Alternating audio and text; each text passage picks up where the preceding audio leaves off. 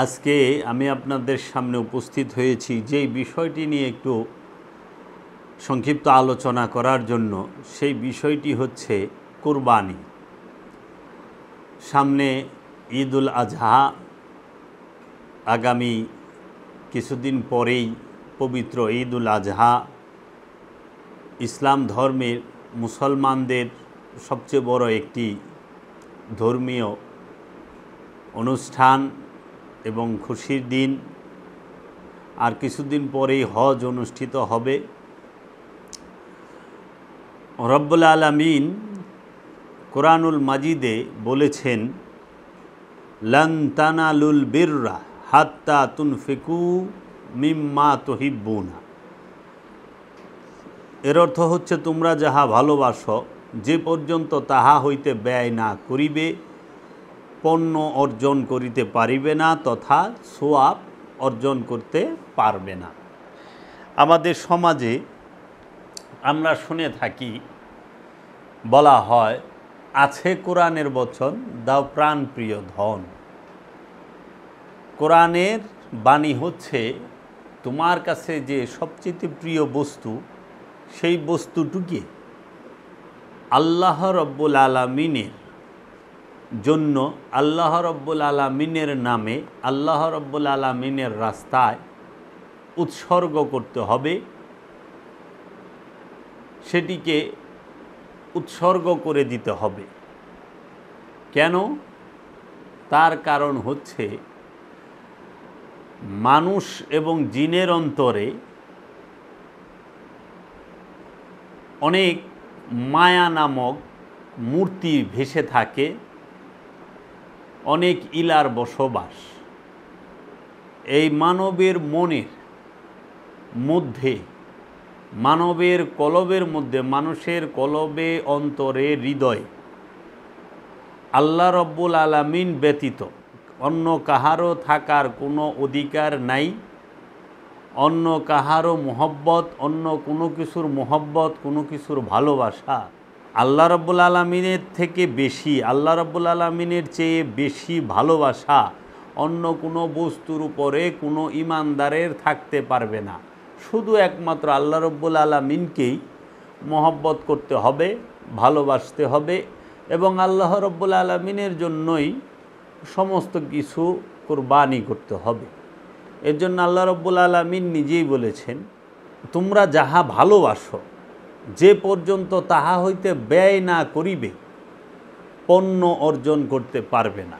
আবার কোরআনুল মাজিদে অন্যত্র বলা আছে এবং হাদিস শরীফও আছে, আল্লাহর হাবিব বলেছেন, যেই পর্যন্ত একজন ঈমানদার আমানু তার স্ত্রী, পুত্র, ধন সম্পদ, বাড়ি ঘর, টাকা পয়সা, সন্তান সন্ততি, ব্যবসা বাণিজ্য, চাকরি বাকরি, জ্ঞান বুদ্ধি যাহা কিছু আছে, এমনকি নিজের জীবনের থেকে বেশি আল্লাহর রসুলকে, আল্লাহর হাবিবকে ভালোবাসতে না পারবে, বেশি ভালোবাসতে না পারবে, সে মুমিন হইতে পারবে না।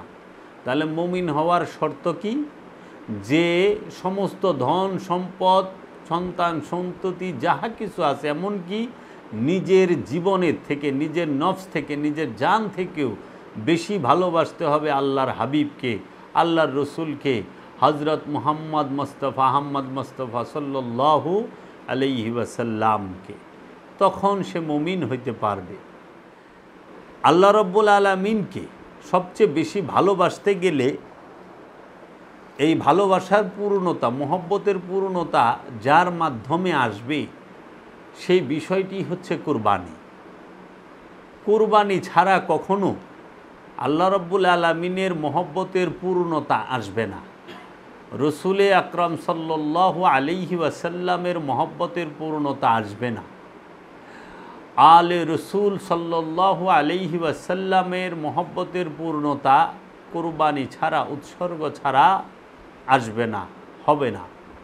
এর জন্য কুরবানি করা ফরজ।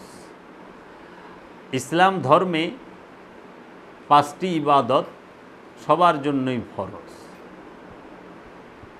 ঈমান আনতে হবে সর্বপ্রথম রসুলের উপরে, রবের উপরে, এবং রব যে যে বিষয়ের উপর ঈমান আনতে বলেছে সেই বিষয়গুলোর উপর ঈমান আনতে হবে।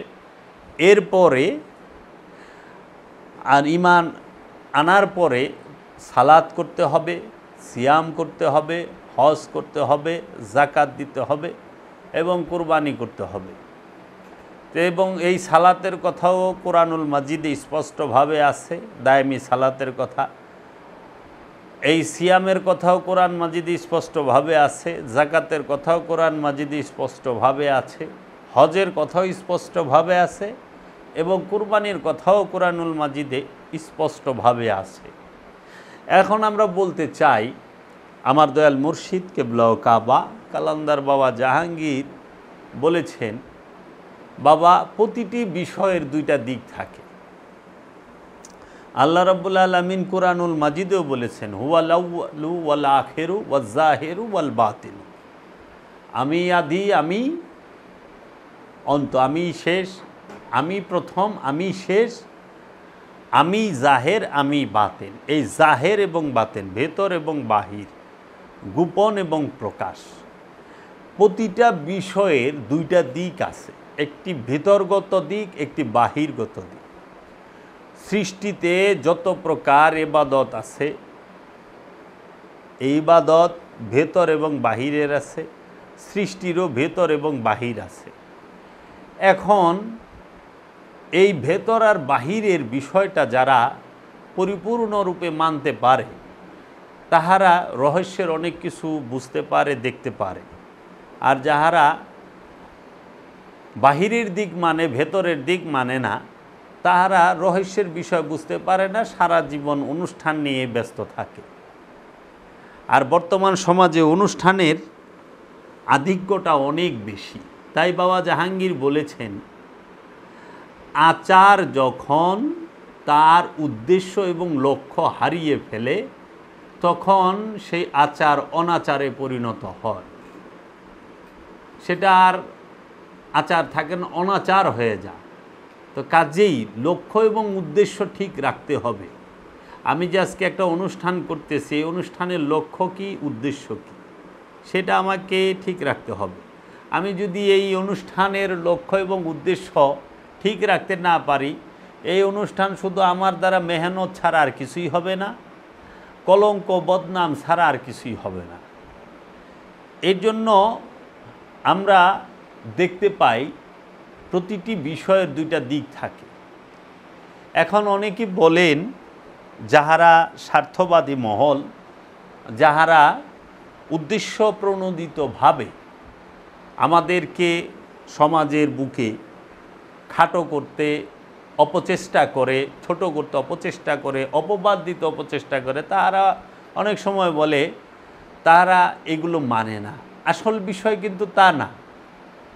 আমি সর্বপ্রথম বলে রাখি, আমি এবং আমার মুর্শিদ কেবলা কখনোই কোনো প্রকার আনুষ্ঠানিকতার বিরুদ্ধাচার করেননি, আমিও করি না। আনুষ্ঠানিকতার বিরোধী আমরা নই। বাবা জাহাঙ্গীরের বাণী হচ্ছে, এবং সাথে আমারও যে মেসেজটা হচ্ছে, সেটা হচ্ছে যে আমরা যেন যে কোনো ইবাদতের মূল বিষয় যেটি, সেটিকে লক্ষ্য রাখি। আমরা শুধু অনুষ্ঠানকে মূল যেন মনে না করি। অনুষ্ঠানের ভেতরেও আরেকটা সত্য লুকায় রয়েছে, যেটা হাকিকি মূল সত্য। যেরকম 5 ওয়াক্ত নামাজ আপনারা পড়েন, এই 5 ওয়াক্ত নামাজ এর পাশে আরেকটি নামাজ আছে, সেইটির কথা কোরআনে সরাসরি উল্লেখ আছে। সেই সালাতটির উল্লেখ আছে, সেই নামাজটির নাম হচ্ছে দায়েমি নামাজ, সূরা মারেজের 23 নম্বর আয়াতে। এই দায়েমি নামাজের কথা, দায়েমি সালাতের কথা কোরআনে স্পষ্টভাবে সরাসরিভাবে আছে। এবং এই দায়েমি সালাতের প্রয়োগ পদ্ধতি, কিভাবে দায়েমি সালাত করবেন, কার সাথে করবেন, কোন সময়ে করবেন, কিভাবে করবেন, সমস্ত কিছু বলে দেওয়া হয়েছে। এবং এই দায়েমি সালাত যারা করবেন, যে সমস্ত মুসল্লিগণ, তাদের গুণাগুণগুলোও কোরআনুল মাজিদে স্পষ্টভাবে বলে দেওয়া হয়েছে। এবং হাদিসেও আছে। কিন্তু আমরা পরক্ষণেই দেখতে পাই যে আনুষ্ঠানিক যে 5 ওয়াক্ত নামাজের কথা, এই 5 ওয়াক্ত নামাজের কথা কোরআনে সরাসরি স্পষ্টভাবে কোনো আয়াতে দলিলে নাই। আপনারা আমার ইউটিউব চ্যানেল সুফি আত্মপ্রকাশে সালাত অধ্যায়ে সালাত সম্পর্কে যে ভিডিওগুলো আছে, দায়মি সালাত সম্পর্কে আপনারা শুনে দেখতে পাবেন আমি কোরআন থেকে সমস্ত দলিলগুলো তুলে ধরেছি। দায়মি সালাতের উপরে এবং ওয়াক্তি সালাতের উপরে, দুটো সালাতের উপরেই আমি 2 প্রকার সালাতের উপরে আমি সমস্ত দলিলগুলো তুলে ধরেছি। এখন ওয়াক্তি সালাতের দলিলটি আমরা পাই না কোরআনে, কিন্তু হাদিসে পাই। হাদিস শরীফে ওয়াক্তি সালাতের কথা, প্রয়োগ পদ্ধতির কথা আছে। তো এখন সালাত হচ্ছে ফরজ, আর ফরজ মানেই হচ্ছে যে হুকুমটি আল্লাহ এবং আল্লাহর রসুল করেছেন এবং সেই হুকুমের কথাটি সরাসরি কুরআনুল মাজিদে আছে। সরাসরি কুরআনুল মাজিদে যে আদেশটি আছে, আল্লাহ এবং আল্লাহ রসুলের হুকুমটি আছে, সেইটি উম্মতের জন্য, বান্দার জন্য ফরজ। এবং হারামের ব্যাপারেও তাই, যেটি হারাম করা হয়েছে সেই হারামের কথা সরাসরি কুরআনুল মাজিদে উল্লেখ থাকবে। আল্লাহ এবং আল্লাহর রসুল যেটি নিষেধ করেছেন সেইটি হারাম, এবং হারাম যে সমস্ত বিষয় সেগুলো কোরআনে স্পষ্ট উল্লেখ করা হয়েছে। কোনো মৌলবী, মুন্সি, কোনো ওলামায়ে কেরাম হারাম বললে সেটি হারাম বলে গণ্য হবে না যদি আল্লাহ এবং আল্লাহর রসুল বলে না থাকেন এবং কোরআনে দলিল না থাকে। আমাদের এগুলো লক্ষ্য রাখতে হবে। এখন কোরআনুল মাজিদে আছে যে তোমার প্রাণপ্রিয় বস্তুকে, তোমার যেটা ভালোবাসার হুব্বুন, ভালোবাসার জিনিস, সেটাকে তুমি ব্যয় করো। এখন আমাদের সবচেয়ে প্রিয় বস্তু কি? আমাদের সবচেয়ে ভালোবাসার বস্তু কি? মানুষ স্বভাবগতভাবে তার সবচেয়ে ভালোবাসার বস্তু হইল তার স্বার্থ। 1 নাম্বারে, প্রথম নাম্বারেই হচ্ছে মানুষের স্বার্থ সে ভালোবাসে। এই স্বার্থের ঊর্ধ্বে আরেকটা জিনিস আছে। এর জন্য আমি যদি আপনাদেরকে স্পষ্টভাবে বলতে চাই, সেটা হলো মানুষ সবচেয়ে বেশি ভালোবাসে সর্বপ্রথম সে তার নিজেকে, এবং এই নিজেকে, নিজের প্রাণকে, নিজের জীবনকে, এই নিজের জীবনকে ভালোবাসতে গিয়ে এই নিজের জীবনের জন্য যে যে বিষয়, যে যে জিনিসের প্রয়োজন হয়, যাহা যাহা প্রয়োজন হয়, সমস্ত জিনিসগুলোকেই মানুষ ভালোবাসতে শুরু করে। আপনি দেখবেন যে মানুষের জীবনকে ভালোবাসতে গিয়ে, এই জীবনকে, যৌবনকে উপভোগ করতে গেলে তার প্রয়োজন হবে সর্বপ্রথম তার স্বার্থের, নিজের স্বার্থের। এখন স্বার্থ, তার সাথে যুক্ত থাকে অর্থ আর সম্পদ। তাইলে জীবন আর যৌবনকে উপভোগ করার জন্য প্রয়োজন কিসের? সম্পদ আর অর্থের, অর্থ এবং সম্পদের। আর এই অর্থ এবং সম্পদকেই বলা হয় স্বার্থ। এই অর্থ আর সম্পদের জন্যই, সম্পর্কের জন্যই মানুষ চুরি, ডাকাইতি, ছিনতাই, রাহাজানি, গুম, হত্যা, আত্মসাৎ, সুদ, ঘুষ, লাগাপাড়ি, টুংরামি, নোংরামি সমস্ত কিছু করে।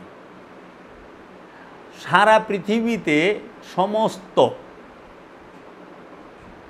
অঘটন, সমস্ত অপকর্মের মূল হোতা হচ্ছে 2টা জিনিস।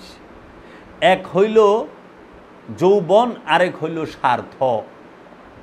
আর একটু যদি আগায় বলি তাহলে এর সাথে সম্পদ এবং অর্থ যুক্ত। কেন?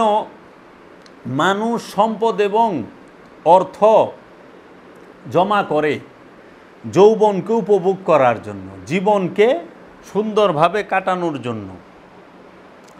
আর এই সম্পদের জন্যই, অর্থের জন্যই মানুষ পৃথিবীতে যত প্রকার অপকর্ম করে।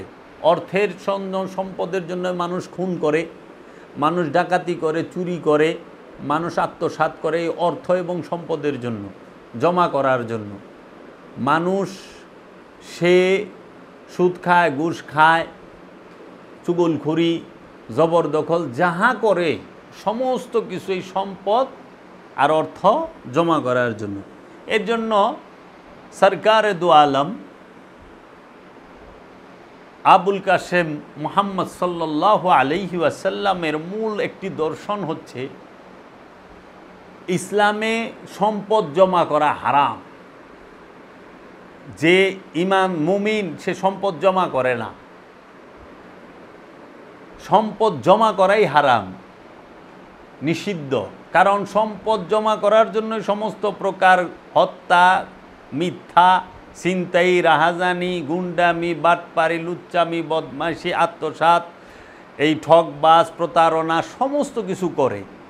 যদি সম্পদ জমা করার নেশাই না থাকে, প্রয়োজনই না থাকে, এই খুনাখুনি জিরোর কোঠায় নাই আসবে।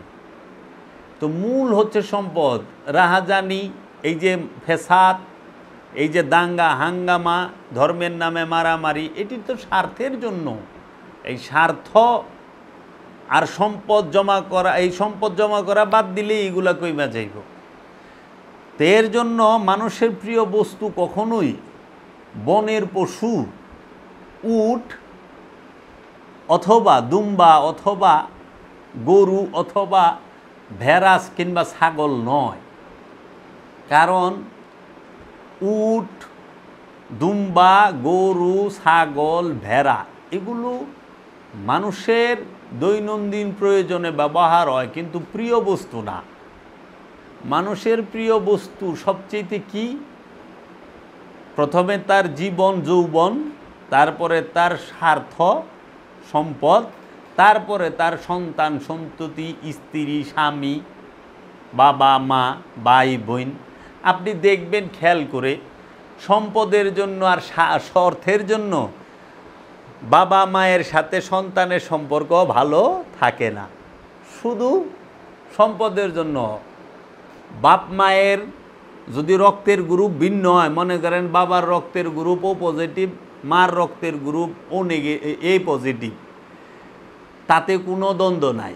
কিন্তু বাপের সম্পদ যদি পোলারে না দিয়ে মেয়েরে দেয়, আর মার সম্পদ যদি মেয়েরে না দিয়ে পোলারে দেয়, তাইলেই দ্বন্দ্ব আছে। এই যে হেরফের হইলি। তো কাজেই সম্পদ নিয়ে ভাই ভাইয়ের সাথে সম্পর্ক নষ্ট হয়, খুনাখুনি হয়, মারামারি হয়, হানাহানি হয়। আচ্ছা, ভাই বোনের সম্পর্ক সম্পদের কারণে, অর্থের কারণে নষ্ট হয়। বন্ধুত্বের সম্পর্ক অর্থের কারণে, স্বার্থের কারণে, সম্পদের কারণে নষ্ট হয়। বাবা মা, ভাই বোন সবার সাথে, আত্মীয় স্বজনের সাথে একমাত্র একটা জিনিস নিয়ে, সেটা হলো স্বার্থ আর সম্পদ। এই দুইটা নিয়ে কি হয়? বিচ্ছেদ হয়, বিবাদ হয়। তো এখন মানুষ কি করে? এই স্বার্থ আর সম্পদ এই দুইটাকে উৎসর্গ করতে চায় না। এই স্বার্থ এবং সম্পদ যখন প্রবল রূপে মানুষের মনের মধ্যে বাসা বাঁধে, তাহাকেই আরবিতে বলা হয় খান্নাস, আর বাংলায় বলা হয় কামনা তথা আমিত্ব। কুরবানি দুই প্রকার। কুরবানি মূলত দুই প্রকার। একটি হইল বনের পশু কুরবানি, জবে করা, এটা হইল আনুষ্ঠানিক কুরবানি। আর মূল কুরবানি, হাকিকি কুরবানি হচ্ছে আপন নফসের সাথে যে খান্নাসরূপী শয়তান মিশে আছে রক্তের পরতে পরতে, সেই শয়তান নামক মায়াকে, কামনাকে রবের দরবারে আপন রসুলের কদমে উৎসর্গ করা। সেটাকে আমার ভেতরে যত লোভ, লালসা, কামনা, বাসনা, হিংসা, মোহ, মায়া যা কিছু আছে, সমস্ত কিছুর মাথাগুলোকে একটি একটি করে কেটে ফেলা, জিহ্বাগুলোকে একটি একটি করে কেটে ফেলার নামই হচ্ছে হাকিকি কুরবানি। বনের পশু 27 জনে ধরে জোর করে জবাই করা সহজ, কিন্তু আমার মনের মধ্যে যে পশুর স্বভাব আছে, প্রতিটা মানুষের মনের মধ্যে যে পশুর স্বভাব থাকে, অনেক প্রকার পশুর স্বভাব একত্রিত হয়ে সে একটা মহা জানোয়ার হয়ে বৈশা রয়েছে, হিংস্র জানোয়ার। সেই হিংস্র জানোয়ারের গলায় ছুরি চালানো, মনের পশুকে জবে করা অনেক কঠিন, যেটা সবার পক্ষে সম্ভব হয় না। এর জন্য বনের পশু আর মনের পশু এই দুইটাকে জবে করারকেই বলা হয় কুরবানি। একটি মেজাজি কুরবানি, একটি হাকিকি কুরবানি। কিন্তু প্রথমে প্রতিটা মানুষকে জবে করতে হবে, কুরবানি করতে হবে, নুসুকি করতে হবে মনের পশুকে। মনের মধ্যে যে অগণিত হিংস্র জানোয়ারের স্বভাব বসে আছে, লোভ, লালসা, হিংসা, কামনা, বাসনা, কাম, ক্রোধ, এই সমস্ত রিপুর যে পশুগুলো বসে আছে মনের মাঝে, কলবের মাঝে, অন্তরের মাঝে, এই কলবের, অন্তরের এবং মনের এই পশুগুলোকে প্রথমে জবে করে, উৎসর্গ করে, কুরবানি করে, তারপরে বনের পশুকে জবাই করলে পরে ওই বনের পশুটাও ধন্য হবে এবং যার হাতে জবে হবে সেও ধন্য হবে। তখনই আল্লাহর নামে কুরবানি হবে। এর জন্য আল্লাহর নামে আগে নিজের মনের পশুটাকে কুরবানি করেন। মনের পশুটাকে কুরবানি করার পরে যদি আপনি অগণিত বনের পশু কুরবানি করেন, সেই কুরবানি ধন্য হবে, সেই বনের পশুগুলোও আপনার হাতে কুরবানি হয়ে ধন্য হবে। আর যদি আপনি মনের পশু জবাই না করে বনের পশুকে লাগাতার জবাই করতেই থাকেন, ওই পশুরও আফসোস রয়ে যাবে যে হায় খোদা, আমি তো একটা গরু, একটা স্বভাবের গরুর স্বভাব, আমি একটা ছোটোখাটো পশু, আমার থেকে সবচেয়ে সেরা জানোয়ার, সেরা পশু দিয়ে আমারে জবাই করতে আছে, আমার থেকে বড় পশু আমারে জবাই করে। এর জন্য তার আফসোস থাকবে। কিন্তু যখন আপনি মানুষের হাতে, একটা পবিত্র মানুষের হাতে, একজন মুমিনের হাতে একটি পশু তার জান দেয়, তার কোনো আফসোস থাকে না। এর জন্য বাবা কাজী নজরুল ইসলাম বলেছেন, মনের পশুকে করো জবে, পশুরাও বাঁচে বাঁচে সবে। তো মনের পশুকে করো জবাই, পশুরাও বাঁচে বাঁচে সবাই। তো কাজেই আগে মনের পশুকে জব করেন। এখন কুরবানি প্রসঙ্গে আমার দয়াল মুর্শিদ বাবা জাহাঙ্গীর বলেছেন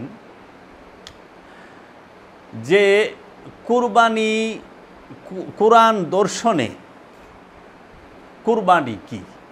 আমরা যদি একটু কোরআন শরীফে কিছু আয়াত পাঠ করি তাহলে আমরা দেখতে পাবো, কোরআনুল মাজিদে 22 নম্বর সূরা, সূরা হজের 37 নম্বর আয়াত আল্লাহ বলছেন, লাই কখনোই না, ইয়া নালা পৌঁছায়, আল্লাহি আল্লাহর, লাহু মুহা উহাদের গুস্তগুলি, ওয়া এবং, লা না দিমা উহা উহাদের রক্ত, ওয়ালাকিন এবং কিন্তু, ইয়ানালাহু তাহার কাছে পৌঁছায়, তাকওয়া অর্থাৎ তাকুয়া, মিনকুম তোমাদের হইতে, কাজালিকা ওইভাবেই সেইগুলোকে তিনি আল্লাহ সাখারাহা নিয়ন্ত্রণ করেছেন, লাকুম তোমাদের জন্য, লি তুকাব্বিরু তোমরা কবির ঘোষণা করো, শ্রেষ্ঠত্ব ঘোষণা করো, আল্লাহি আল্লাহর, আলা উপরে, মা যাহা, হাদাকুম তোমাদের সঠিক পথ দেখাইয়াছেন, ওয়া এবং, বাশিরিল সুসংবাদ দাও, মুহসিনিন সৎকর্মপরায়ণদেরকে। এর হুবহু অর্থ হচ্ছে, উহাদের গোশতগুলি এবং উহাদের রক্ত আল্লাহর কাছে কখনোই পৌঁছায় না,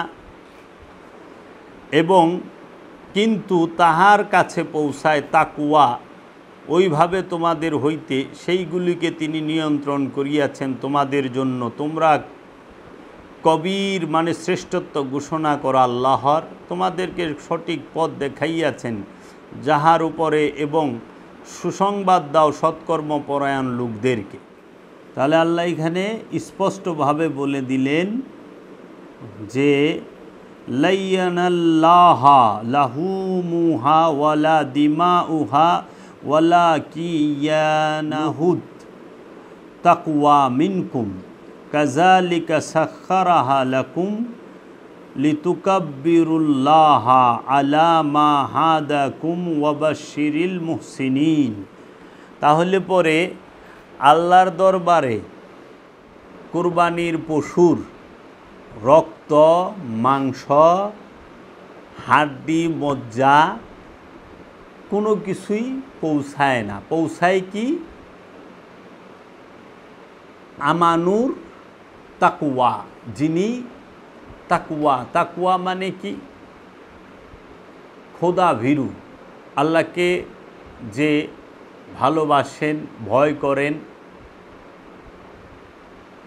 সেই খোদার প্রেম, খোদার মহব্বত, খোদার ভয়, এগুলি আল্লাহ দেখেন যে আমার বান্দার হৃদয়ে আমার প্রতি কতটুকু প্রেম আছে, কতটুকু ভয় আছে, কতটুকু তার মধ্যে ভালোবাসা আছে, ভক্তি আছে, বিনয় আছে, এগুলোই আল্লাহ দেখে থাকেন। রক্ত, মাংস, হাড্ডি, মজ্জা এগুলো আল্লাহ দেখেন না, স্পষ্ট বলে দিলেন। তাকওয়া পৌঁছায় আল্লাহর দরবারে। এখন আমরা এই কুরবানি যেন তাকওয়ার সাথে করতে পারি। এবং এখানে একটু খেয়াল করেন, মুহসিনিনদের জন্য সুসংবাদ এই আয়াতে। তা আল্লাহ রাব্বুল আলামিন কোরআনে সূরা হজের 34 নম্বর আয়াতে বলেছেন, এবং প্রত্যেক জাতির জন্য আমরা নির্দিষ্ট করিয়া দিয়াছি কুরবানির নিয়ম, তাহারা আল্লাহর নামের সহিত উচ্চারণ করে, যাহা তাদেরকে রেজেক দিয়েছেন, উহার উপর গৃহপালিত চতুষ্পদ জন্তুর মধ্য হইতে। সুতরাং তোমাদের ইলা এক ইলা, সুতরাং তাহার জন্য আত্মসমর্পণ করো এবং সুসংবাদ দাও বিনীতগণদেরকে। আল্লাহ বলতেছেন, ওয়ালিকুল্লি উম্মাতিন আল্লাহ জাআলনা মানশাকা লিয়াজকুরুজ মা আল্লাহি আলা মা রাযাকাহুম মিন বাহিমাতিল আনআম ফাইল্লাহুকুম ইল্লাহু ওয়াহিদুন ফালাহু আসলিমু ওয়া বাশশিরিল মুখবিতিনা।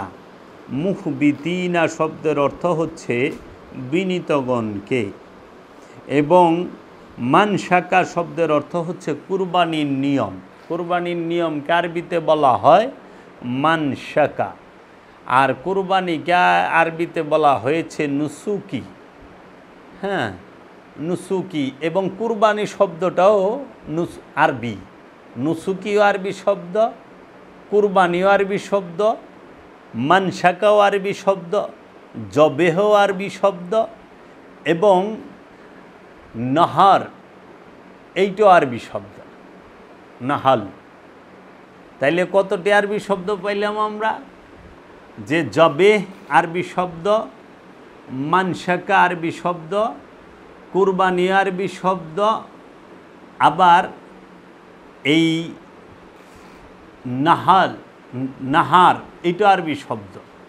সূরা কাউসারের 2 নম্বর আয়াতে ফাসাল্লি লিরাব্বিকা ওয়ান নাহার। হ্যাঁ, সেইখানে আবার সূরা বাকারার 67 নম্বর আয়াতে আপনি দেখবেন যে সেইখানে আল্লাহ বলেছেন হলুদ রঙের গাবীকে জবেহ করতে। গাবীকে জবেহ করতে হয়, উটকে নহাল করতে বলছে, এবং আমিত্বকে কুরবানি করতে বলছে, উৎসর্গ করতে বলছে। আপনি দেখবেন ইব্রাহিম আলাইহিসসালাম যখন ইব্রাহিম আলাইহিসসালামের ছেলেকে নিয়ে গেলেন কুরবানি করার জন্য, আমাদের সমাজে তুলে ধরা হয় যে পিতা সন্তানকে কুরবানি করেছে আল্লাহর প্রেমে। এটা সত্য, বাস্তব সত্য। কিন্তু এর থেকে অনেক ঊর্ধ্বের সম্পর্ক হচ্ছে একজন রসুলের আরেকজন রসুলের সাথে, একজন নবীর আরেকজন নবীর সাথে, একজন বান্দার আরেকজন বান্দার সাথে। খুব খেয়াল করেন, আমাদের সমাজে এই তিনটা বিষয়ের পার্থক্য আলেম সমাজ করে দেখাতে পারে না। আমি জানি না কোন অজ্ঞাত কারণে তা করেন না, না বুঝতে পারেন না, না বুঝেও করেন না, সেটা আমার জানা নাই। কিন্তু আমি শুনি নাই, আমি সারা জীবন শুনেছি বাবা ছেলেকে আল্লাহর প্রেমে কোরবানি করেছে। আরে পিতা মাতার সম্পর্ক তো এই দুনিয়ায়, হাসরের মাঠে পিতা সন্তানকে চিনবে না, পিতা মাতা সন্তান পিতা মাতাকে চিনবে না, হাসরের মাঠেই সম্পর্ক শেষ। আর জান্নাত জাহান্নাম তো অনেক দূরের বিষয়, পুলসেরাত অনেক বড় বিষয়। কিন্তু নবী রাসূলগণ তারা সবাই সবখানেই তাদের সবাইকে চিনবে, তাদের পরিচয় থাকবে, এটা আল কোরআনেই বলে দেওয়া হয়েছে। তাহলে পরে কেন পিতার পুত্রের বিষয়টা দেখানো হয়, এটা আড়াল করা হয়? আপনি একটু খেয়াল করে দেখেন, ইব্রাহিম আসসালাতু আসসালাম তার যে কুরবানি, সেই কুরবানিটি হচ্ছে তিনি একজন নবী। ইব্রাহিম আলাইহিসসালাতু আসসালাম একজন নবী, একজন রসুল। এবং ইব্রাহিম আলাইহিসসালাতু আসসালামকে আল্লাহ কোরআনে বলছেন ইব্রাহিম হচ্ছে আমার বান্দা, আবদিহি। আল্লাহ নিজে কইছে ইব্রাহিম আমার বান্দা, আর আমরা বলি আমরা আল্লাহর বান্দা।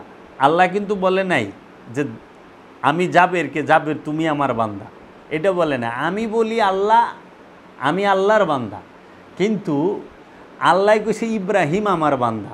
তার মানে এটা অনেক ঊর্ধ্বের বিষয়, যে আল্লাহ নিজে কইছে সে আমার বান্দা, আর আমরা বলি আমরা আল্লাহর বান্দা, মানে নিজেরা দাবি করি আল্লাহর বান্দা। আল্লাহ দাবি করে নাই যে ও আমার বান্দা। তো কাজী ইব্রাহিম নবী আল্লাহর সর্বপ্রথম কি, সে আল্লাহর বান্দা, সে আল্লাহর নবী, সে আল্লাহর রসুল, সে পিতা। তাহলে এই চারটা গুণের অধিকারী হয়ে সে যাকে কুরবানি করার জন্য নিচ্ছে, দেখেন সেও কি ইব্রাহিম নবীর ছেলে ইসমাইল নবী, সেও আল্লাহর রসুল, সেও আল্লাহর নবী, এবং সেও আল্লাহর বান্দা। তাহলে আল্লাহর বান্দার কথা আল্লাহর বান্দায় শুনলো, আল্লাহর নবীর কথা আল্লাহর নবী শুনছে, আল্লাহর রসুলের কথা আল্লাহর রসুলও শুনছে, এবং পিতার কথা সন্তানে শুনছে। কিন্তু বর্তমান সমাজে আমরা যারা আছি, আমাকে পিতা মাতার তো এই দরজাই নেই। বাপ মার যে সম্পর্ক, সেইখানেও আরে আজকে যদি কোনো বাবা তার ছেলেকে বলে যে বাবা রে শরীরটা ভালো লাগতেছে না, যায় বাজার করে লই আয়, বর্তমান সমাজের ছেলেপেলেরা করে না, যাও পারম না করে লই হগা। বর্তমান সমাজের ছেলেপেলেদের দেখি বাবা হাতে ব্যাগ লইয়া মাথায় বোঝা লইয়া আটে, আর পুলায় ডিং ডিং কইরা জিন্সের প্যান্ট ট্যান্ট পইরা হাতে অ্যান্ড্রয়েড মোবাইল টিপতে টিপতে যায়। হ্যাঁ, তো আপনি একবার চিন্তা করেন তো, যদি খালি কয় কোনো নামাজি পরহেজগার বাপে উঠে ঘুমাইতে যে বাবা কালকে রাতে আমি স্বপ্নে দেখছি আমি না তোরে কুরবানি করতেছি, জবে করতেছি, তুই কি কস, সাথে সাথে পুলায় মাথায় বাড়ি দা মাথা বাড়ালে দিব, পাগল হয়ে গেছ? হ্যাঁ, এখানে কী দেহ দেখেন, খেয়াল করেন। কারণ ওই বাপের মধ্যেও শয়তান আছে, পোলার মধ্যেও শয়তান আছে, এর লেগে এরকম হাঙ্গামা হইব। জীবনও মানব না, এরকম পরহেজগার বাপও নাই, পোলাও নাই, চাপা পিটাইতে পারেন মানি। আরে জীবন জবে তো করবেন দূরে থাক, দুই এক পাখি জমা জমি কম বেশি করে দেখেন অবস্থাটা কী হয়। সম্পদ টাকা পয়সা একটু কম বেশি করে দেখেন, আর দেখেন তো। কারণ নবী আজন্ম মাসুম, রসুল আজন্ম মাসুম, আবদিহি আজন্ম মাসুম, তারা মাসুম, নিষ্পাপ, বেগুনাহ। এর জন্য এক নিষ্পাপের কথা আরেক নিষ্পাপ শুনছে, এক নবীর কথা আরেক নবী শুনে। তাহারা দুইজনই সাদেকিন, মুহসিনিন, মুত্তাকিন, সাবেরিন। ইব্রাহিম নবীও সাদেকিন, মুহসিনিন, মুত্তাকিন, মুমিন, বান্দা, নবী, রসুল, ওলি, সমস্ত কিছু। আবার ইসমাইল নবীও ঠিক, তিনিও মুহসিনিন, মুত্তাকিন, সাবেরিন, মুমিন এবং নবী, রসুল, আল্লাহর বান্দা। তো এর জন্য তাহাদের কথা বলা মাত্র বলছে হে আমার পিতা, আপনি যে স্বপ্নে দেখেছেন সেইটা আপনি সম্পন্ন করেন, আমাকে আপনি ধৈর্যশীলদের সাথেই পাবেন। আল কোরআন, যে আমাকে আপনি ধৈর্যশীলের সাথে পাবেন। কেন? নবী বলছে, কারণ নবী মিথ্যা বলে না, আর নবী সেটা মিথ্যা বলে বিশ্বাসও করে না। এর জন্য দেখেন, এক নবী আরেক নবীরে কুরবানি করতেছে, আবার এক নবী আরেক নবীর কাছে কুরবানি হচ্ছে। এক রসুল আরেক রসুলকে কুরবানি করতেছে, এক রসুলের কাছে আরেক রসুল কুরবানি হচ্ছে। এক আল্লাহর বান্দায় আরেক আল্লাহর বান্দাকে কুরবানি করতেছে। ওই আল্লাহর বান্দায় এক আল্লাহর বান্দা আর এক আল্লাহর বান্দার কাছে কুরবানি হচ্ছে। তাহলে এই কুরবানিটা অনেক রহস্যপূর্ণ। তাই তো কুরআনুল মাজিদ বলেছেন, আল্লাহ রাব্বুল আলামিন সূরা সাফফাতের 107 নম্বর আয়াতে বলেছেন, ওয়া ফাদাইনাহু বিজিবাহিন আজিম, ওয়া ফাদাইনাহু বিজিবাহিন আজিম। আমি তাকে মুক্ত করলাম এক মহান কুরবানির বিনিময়ে। মহান কুরবানি বলেছেন আল্লাহ রাব্বুল আলামিন সূরা সাফফাতের 107 নম্বর আয়াতে বলেছেন যে আমি তাকে মুক্ত করলাম এক মহান কুরবানির বিনিময়ে। আল্লাহ কাকে মুক্ত করলেন? হজরত ইব্রাহিম আলাইহিস সালাতু ওয়াস সালামকে। খেয়াল করেন এখানে। তাহলে হজরত ইব্রাহিম আলাইহিস সালাতু ওয়াস সালাম কিসের মধ্যে, হজরত ইসমাইল এবং ইব্রাহিম আলাইহিস সালাম কিসের মধ্যে বন্দী ছিলেন যে মুক্ত করলেন? এবং বলছেন যে জিবেহিন আজিম ওয়াফাদাইনাহু বেজিবাহিন আজিম, যে এক মহান কুরবানি। এই আজিম মানে মহান কুরবানি। তাহলে গরু কি মহান হইল? এই মহানের জায়গায় দুম্বা হে কেমনে? দুম্বা মহান হইল কবে থেকে? আজিম হইল কবে থেকে? এই আজিম কুরবানি। দুম্বা কি আজিম হইতে পারে কখনো? না, পশু তো কখনো আজিম হয় না।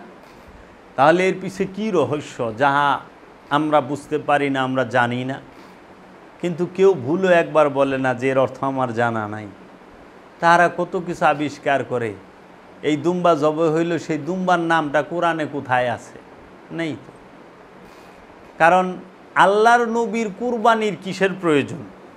আমাকে আগে সর্বপ্রথম এটা বলেন যে আল্লাহর নবী তিনি তো আজন্ম মাসুম। আল্লাহর নবী, আল্লাহর রসুল এবং আল্লাহর আবদুহু, তার জন্য কুরবানি মানে সালাত, জাকাত, হজ, কুরবানি এগুলো কি আল্লাহর নবীর জন্য, আল্লাহর রসুলের জন্য, আল্লাহর আবদুহুর জন্য? কখনোই না। আচ্ছা, নবীর সালাত আর আমাদের সালাত কি এক?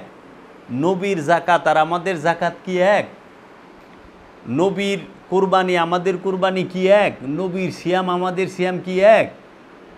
নবী তো কুরবানি করতে গেছে, ইব্রাহিম নবী কুরবানি করতে গেছে তার ছেলে এবং আরেক নবী ইসমাইল আলাইহিস সালাতু ওয়াস সালামকে। আপনি গরু লয়ে যান কে? আপনি আপনার ছেলেকে নিয়ে যান। এর লেগে মাসুমের কুরবানি হয় মাসুমকে, আর পশু কুরবানি করে পশুরে। এখন আপনি দেখেন, কারণ বনের পশু সেও নিষ্পাপ। বনের পশুর করলে কোনো পাপ নাই, সে বেগুনাহ। পাপী হইল মানুষ, মানুষ পাপী, মানুষ পাপী, পশু পাপী না। মানে পাপী হইয়া সে বেগুনাহ, পশুরে অবলার, পশুরে আমরা জব করতেছি। আগে নিজে মুমিন হন, তারপরে জব করেন, পশু ধন্য হইয়া যাইব।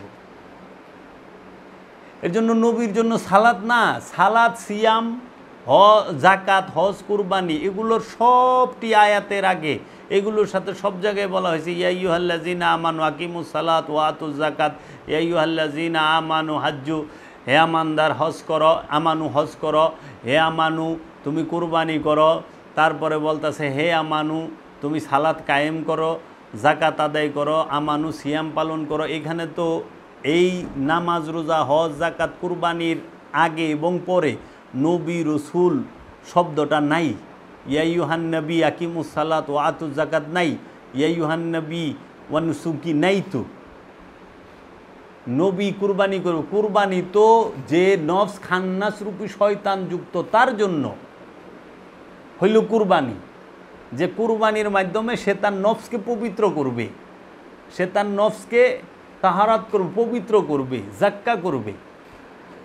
আর ইব্রাহিম নবী তো আগমন করে নবী হয়েই আগমন করছে। ইসমাইল নবী তো জন্মের আগে নবী, আগমনের আগে নবী। আল্লাহ মেসেজ দিছে, হে ইব্রাহিম আমি তোমাকে ছেলে দান করুম, সেই ইসমাইল। তাইলে সেই যিনি নাকি জন্মের পূর্বেই নবী, নবী হয়েই আগমন করছে, নবী হয়েই আসছেন, তাহার জন্য কিসের কুরবানি, কিসের নামাজ? আর কি তিনি আসছেন কুরবানি শেখাইতে। তিনি নবী এবং রসুলেরা আসেন সালাত শিক্ষা দিতে, সালাত করতে না, তারা শিক্ষা দেবার জন্য আসেন। তারা হাদি, নবী রসুলগণ হচ্ছে হাদি, হেদায়েতকারী, সতর্ককারী, মুবাশশেরা ওয়া নাজিরা। নবী এবং রসুলগণ তাদের জন্য সালাত সিয়াম নয়, তারা সালাত কিভাবে করবা সেটা শিখাইব, সিয়াম কিভাবে করবা সেটা শিখাইব, হজ কেমনে করবা সেটা শিখাইব। নবীগণই কাবা তৈরি করব। কোনো মানুষে কোনো মোল্লা মুন্সি কাবা বানায় পারে? নবী হাত দিয়ে যেটা করছে ওইটা কাবা হয়ে গেছে, আর মোল্লারা যেটা বানায়, মানুষে যেটা বানায় ওইটার মসজিদ কর, মাদ্রাসা কর। খেয়াল করেন, নবী লাত্তি দিলে আবে জমজম কূপ হয়, হ্যাঁ, ওইটার পানি পান করা সুন্নত, ওইটার পানি পান করলে গুনাহ মাপ হয়, দিল পরিষ্কার হয়, ওইটার পানি খারায় পান করতে হয়। আর মোল্লায় আর মাইনছে আর আমরা খুদলে পরে ওইটা কুয়া কুয়া, ওটার মধ্যে না পাক হয়, ওটার পানি খায় কেউ পাক হয় না, তৃষ্ণা মিটে। তাহলে নবী যাহা করে সেইটাই ইবাদত হইয়া যায় উম্মতের লেগা। আল্লাহ একটু খেয়াল করেন, ভিডিও বড় হয়ে যাব, নাহলে আমি পার্টে পার্টে ভাঙ্গা বলতে পারব। যাসেন না, একটু দেখেন না দিন ইসলাম কত সুন্দর, মোহাম্মদ ইসলাম কত সুন্দর, বাবা জাহাঙ্গীরের শিক্ষাটি কত সুন্দর। তাহলে পরে এর জন্য আমি বলতে চাই যে এই কুরবানি ইসমাইল নবীকে তার পিতা করলেন, সেই কুরবানিটিকে আজিম, তাহাকে মুক্ত করে নেন আল্লাহ রাব্বুল আলামিন এক আজিম কুরবানির মাধ্যমে, মহান কুরবানির মাধ্যমে, যে তিনি তার বেরেসালাত এবং নবুয়তের কুরবানি দিয়েছেন। কার কাছে? এক নবী আরেক নবীর কাছে। সেই কুরবানিটি আল্লাহ রাব্বুল আলামিন কবুল করলেন এবং সেখানে ইসমাইল নবী তার সন্তানের গলায় ছুরি চালাইলেন, কিন্তু জবে হলো না। এর কারণে আমরা আনন্দ করি, প্রতি বছর বনের পশু এনে জবাই করে আনন্দ করি। কিন্তু আরেকটি হাকিকি কুরবানি হয়েছে মূল, সেইটিও আল্লাহর হাবিবের নূরের সন্তান ইমামে হুসাইন আলাইহিস সালাতু ওয়াস সালাম কারবালার প্রান্তরে আওলাদের রসুল মুহাম্মদ সাল্লাল্লাহু আলাইহি ওয়াসাল্লামের সন্তানদের কল্লা বাঁচে নাই, কেইটা ফালাইছে। তাহলে আমরা যদি বাবা ইব্রাহিম আলাইহিস সালাতু ওয়াস সালামের সন্তানের কুরবানির ক্ষেত্রে উৎসব করি, যে কুরবানি হয় না এর জন্য আনন্দিত, তে মহাপ্রভু মুহাম্মদ সাল্লাল্লাহু আলাইহি ওয়াসাল্লামের আওলাদের কুরবানিতে কি আমরা একটু কাঁদতে পারবো না? চোখের পানি ঝরাইতে পারবো না? পারবো তো। দেখেন, হাকিকতে কিন্তু জীবনে কুরবানি করতে হয় একবার। জীবনে কুরবানি হইল একবার, নফসের জন্য কুরবানি একবার, আমিত্বের কুরবানি একবার।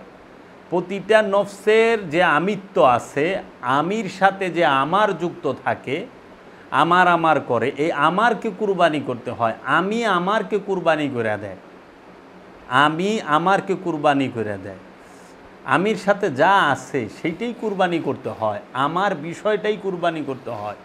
তো এই কুরবানি করতে হয় সমস্ত এই জীবনে, এই নফসের সফরের মধ্যে জীবনে একবার আমিত্বের কুরবানি। আর পশু কুরবানি প্রতি বছর করে, প্রতি বছর একটা, আচ্ছা প্রতি বছর কুরবানি করার লাগে? কুরবানিতে একবার, সেটা হলো হাকিকের কুরবানি, আমিত্বের কুরবানি। আর পশু কুরবানি, আনুষ্ঠানিক কুরবানি হলো প্রতি বছর করে। গুস্ত খাওয়ার লেগা। তো কাজেই আমরা যেন হাকিকি আর মেজাজি, মূল আর অনুষ্ঠান, এই দুইটাকে একত্রিত করে না ফেলি। অনুষ্ঠান দিয়ে মূলকে চেনা যায়, অনুষ্ঠানের মাধ্যমে মূলকে চিনতে হয়, অনুষ্ঠান ছাড়া মূলকে চেনা যায় না। তো কাজেই আল্লাহর নবীর জন্য কুরবানির প্রয়োজন নাই, সে তার উম্মতকে শিক্ষা দিয়েছে। দেখো, রবকে খুশি করার জন্য, রবকে রাজি খুশি করানোর জন্য, রবকে নিজের নফসকে রবের নূরের মধ্যে ডুবিয়ে দেওয়ার জন্য, রবের নূরের মাঝে নফসটিকে ডুবিয়ে দেওয়ার জন্য সবচেয়ে প্রিয় যে সন্তান, তাও বৃদ্ধ বয়সের সন্তান, ইসমাইল আলাইহিস সালাতু ওয়াস সালাম, বাবা ইব্রাহিমের বৃদ্ধ বয়সের সন্তান, সেই সন্তানকেও কুরবানি করতে, উৎসর্গ করতে দ্বিধা করে না। এটা হলো শেখানোর জন্য আমাদেরকে। কারণ নবীগণ তো আগেই কুরবানি হয়ে আর রয়েছে, নবীগণরা আর কি কুরবানি করবে? আমাদের মতো যারা নিম্ন শ্রেণীর প্রাণী, মানুষ, পাপী, তাহারা কুরবানির মধ্যে যাইতে হবে। এর জন্য বাবা জাহাঙ্গীর বলেছেন, ইসলামী শরীয়তে কোরআন ভিত্তিক কুরবানি, কুরবানি পশুর গলায় ছুরি বসিয়ে দেওয়া নয়। কুরবানি বলতে নিজের আমিত্বের গলায় ছুরি বসিয়ে দিতে হয়, আমিকে সরিয়ে ফেলতে হয়, আমিত্বকে কুরবানি করতে হয়। আমিত্বকে কুরবানি করে সেই আমিত্ব থেকে আমিকে সরিয়ে ফেলতে হয়। নিজের আমিকে, নিজের আমারটিকে কেটে ফেলতে পারলেই হয় কুরবানি। তখন মানুষ মরার আগেই মরে যায়। তাই রসুল সাল্লাল্লাহু আলাইহি ওয়াসাল্লাম বলেছেন, মৌত কাবলা আন্তা মৌত, তথা মরার আগে মরে যাও। এই জীবিত থেকে মরণকে বরণ করে নিলে হয় কুরবানি, অর্থাৎ স্রষ্টার নৈকট্য লাভ তখনই হয়। কুরবানির শাব্দিক অর্থ কী? কুরবানির শাব্দিক অর্থ হচ্ছে কুরবত। কুরবত শব্দের বাংলা অর্থ হচ্ছে নিকটবর্তী, অতি নিকটবর্তী হয়ে যাওয়া।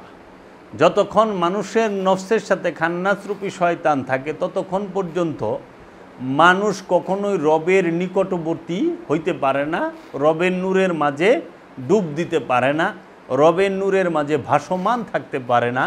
যখনই একটি মানুষ সে তার আপন নফস থেকে খান্নাসরূপী শয়তানকে তথা কামনাকে, আমিত্বকে কুরবানি করতে পারে, উৎসর্গ করতে পারে, তখনই সে আল্লাহর অতি নিকটবর্তী হয়ে যায় এবং সে আল্লাহর রবের মহানূরের মাঝে ডুব দিতে পারে এবং ভাসমান অবস্থায় থাকে।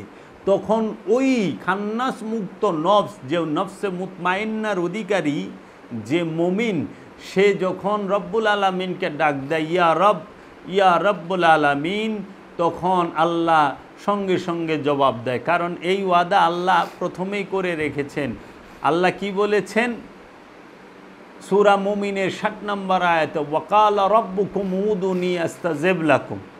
সুতরাং তোমাদের রব বলিলেন কি, আমাকে একা ডাকো, সঙ্গে সঙ্গে আমি জবাব দেব। শর্ত হচ্ছে একা ডাকা।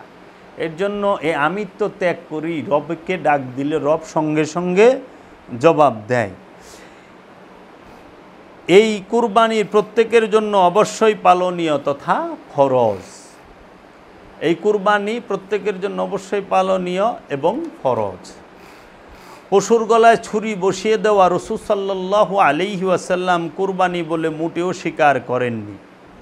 আল্লাহ বলেছেন, পশুর মাংস অথবা রক্ত কখনোই আমার নিকট উপনীত হয় না, বরং তোমাদের তাকওয়াই আমার নিকট উপনীত হয়ে থাকে। রক্ত মাংস আল্লাহ গ্রহণ করেন না, তিনি গ্রহণ করেন মানুষের মনের তাকওয়া, অর্থাৎ মানবীয় ইচ্ছা তার ইচ্ছার সঙ্গে মিলিয়ে নেওয়া এবং তাতে করে মানবীয় আমিত্বে তথা আমির লোভ সাধন করা, জীবিত থেকে মরণের যে স্বাদ তা উপলব্ধি করার চেষ্টা, অর্থাৎ যাকে বলে মরার আগে মরে যাওয়া। তারই অনুশীলন হলো কুরবানি। কিন্তু দুঃখের বিষয় আজ কুরবানি গরিব সাধারণকে নিয়ে শুধুমাত্র মাংস খাওয়ার উৎসবে পরিণত হয়েছে।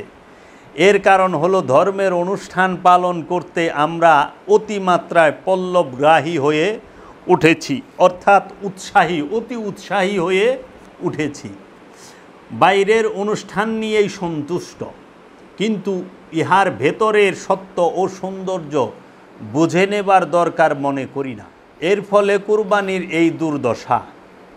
আচার যখন উহার উদ্দেশ্য ও লক্ষ্য হারিয়ে ফেলে তখন তা অনাচারে পরিণত হয়। কুরবানিও ঠিক সেই অবস্থায় এসে দাঁড়িয়েছে। লাইলাতুল কদরের সাথে কুরবানির রাতগুলোকে হাদিস শরীফে তুলনা করেছে। তাই কুরবানি সাধনা তাকেই বলে যেখানে মনের কুয়াশারূপ আবরণ তথা দুনিয়া, পৃথিবী নয়, দুনিয়ার মায়াটুকু ত্যাগের মাধ্যমে বিশ্বরবের নৈকট্যের চরম প্রচেষ্টা এই 10 দিনের যে কোনো একটি দিনের ত্যাগ সাধনায় আল্লাহর পথে জেহাদ করার চেয়েও আল্লাহর কাছে বেশি পছন্দনীয়। কারণ ইহা হলো নফসের বিরুদ্ধে জেহাদ, যাকে বলা হয় জেহাদে আকবর। হাদিস শরীফ অনুযায়ী চাঁদের প্রথম 10 দিন হতে পশু জবাই করা পর্যন্ত কুরবানিকারীর দাড়ি, চুল, নখ ইত্যাদি না কাটার আদেশ পালন করার উদ্দেশ্য কি? জিলহজ মাসের 1 তারিখ থেকে নিয়ে 10 তারিখ পর্যন্ত প্রত্যেকটা হাজি এবং কুরবানিকারীরা যেন চুল, দাড়ি, গোঁফ না কাটে, হাতের নখ না কাটে। এর উদ্দেশ্য কি? এর উদ্দেশ্য হলো মন ত্যাগের মাধ্যমে নৈকট্যের বাসনায় উদ্গ্রীব হয়ে আছে, পেরেশান হয়ে আছে। তাই দুনিয়ার প্রতি তাকানো তো দূরের কথা, আপন দেহের সাধারণ যত্ন নেবার প্রতি মনোযোগ দেবার অবকাশও তার নেই। যদি এগুলোর দিকে মনোযোগ দেয় তাহলে ত্যাগের মাধ্যমে নৈকট্যের পথে খানিকটা বাধা পড়বে এবং সেইটুকু সময় নৈকট্যের বিপরীতে দুনিয়ামুখী হবার ভয় রয়েছে। কেউ হয়তো মনে করতে পারেন নখ, চুল ইত্যাদি কাটা তো মুস্তাহাব, অর্থাৎ অবশ্যই পালনীয় নয়। এরও কারণ আছে। এমন মহাপুরুষও থাকতে পারেন যিনি আমিত্ব সম্পূর্ণরূপে ত্যাগ করে নৈকট্য লাভ করেছেন, যার ফলে সংসার কাজে থাকলেও মন তার উহা হতে নির্লিপ্ত থাকার শক্তি অর্জন করেছে। ত্যাগের মাধ্যমে নৈকট্য লাভের তথা কুরবানি করতে না পারলে চুল, নখ ইত্যাদি না কাটার কোনো অর্থ থাকতে পারে না। আসল বিষয় ছেড়ে দিয়ে অন্ধ অনুকরণ করলে অনেক সময় হিতে বিপরীত হয়ে দাঁড়ায়। দুনিয়ার দিকে 16 আনা নজর রেখে শুধু নখ, চুল না কাটা কি তাৎপর্য হতে পারে? তাই দেখা যায় ত্যাগের মাধ্যমে নৈকট্যের ভাব ক্ষুণ্ণ না হবার জন্যই এসব কাজে মনোযোগ দিতে বারণ করা হয়েছে। হযরত আবু হুরায়রা রাদিয়াল্লাহু তাআলা আনহু হতে বর্ণিত হয়েছে যে রাসূল সাল্লাল্লাহু আলাইহি ওয়াসাল্লাম বলেছেন, সামর্থ্য থাকা সত্ত্বেও যে ব্যক্তি কুরবানি করল না সে যেন আমার ঈদগাহের কাছেও না আসে। সামর্থ্য থাকা সত্ত্বেও যে ব্যক্তি কুরবানি করল না সে যেন আমার ঈদগাহের সামনে না আসে। আবু দাউদ, ইবনে মাজাহ। অর্থাৎ সে কি কুরবানিকে 2 রাকাত নামাজ মনে করেছে? সে কি কুরবানির মূল্য 2 রাকাত নামাজ বুঝতে চায়? না, কুরবানি এত তুচ্ছ নয়। কুরবানি 2 রাকাত নামাজও নয় এবং পশু হত্যাও নয়। ইহা হাদিস হতে স্পষ্ট বোঝা যায় যে পশু জবাই করাকে রাসূল সাল্লাল্লাহু আলাইহি ওয়াসাল্লাম কুরবানি বলে মোটেই স্বীকার করেননি। যদি জবাই করাকে কুরবানি বলে স্বীকৃতি দিতেন তাহলে কেন কুরবানিকারীকে কেবল ঈদগাহে যাওয়ার অনুমতি দিচ্ছেন? অথচ তখনও জবাই কাজ তার করা হয়নি। কারণ কুরবানি করিলে আমরা ঈদগাহে নামাজের পরে, ঈদগাহে যায় নামাজ পড়ি ঈদের, তারপরে আইসা কুরবানি করি। আর এখানে আল্লাহর রাসূল বলতেছে যে সামর্থ্য থাকা সত্ত্বে কুরবানি করলো না সে যেন আমার ঈদগাহে না আসে। তার মানে কুরবানি কইরা রসুলের ঈদগাহে যাইতে হবে। আর আমরা কি করি? ঈদগাহের থেকে নামাজ পইরাইয়া কুরবানি করি। এই হাদিসের ব্যাখ্যা মৌলানা সাহেবরা কী দিব আমার জানা নেই, এবং তাৎপর্য কি তারা করবেন তারাই ভালো জানেন। যদি জবাই করাকে কুরবানি বলে স্বীকৃতি দিতেন, তাহলে কেন কুরবানিকারীকে কেবল ঈদগাহে যাবার অনুমতি দিচ্ছেন, অথচ তখনও জবাই কাজ তার করা হয়নি? তাছাড়া পশু জবাই করা ঈদের নামাজের আগে করতে রাসূল সাল্লাল্লাহু আলাইহি সাল্লাম বারণ করেছেন। এর দ্বারা কি স্পষ্ট প্রমাণিত হচ্ছে না যে পশুকে জবাই করা মোটেই কুরবানি নয়? হাদিস শরীফে এই 10 দিনের রোজা রাখার ফজিলত বর্ণনা করতে গিয়ে বলেছেন যে এক দিনের রোজা রাখা একটি বছরের রোজা রাখার সমতুল্য, কারণ ইহা ত্যাগের মাধ্যমে বিশ্বরবের নৈকট্য লাভের প্রচেষ্টা। এই নৈকট্য লাভের রহস্যই বিশ্বরবের প্রধান উদ্দেশ্য।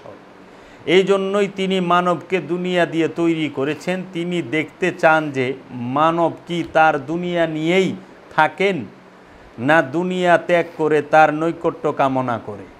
এই সীমিত ইচ্ছাশক্তি মানবকে তিনি সীমিত সময়ের জন্য দিয়েছেন।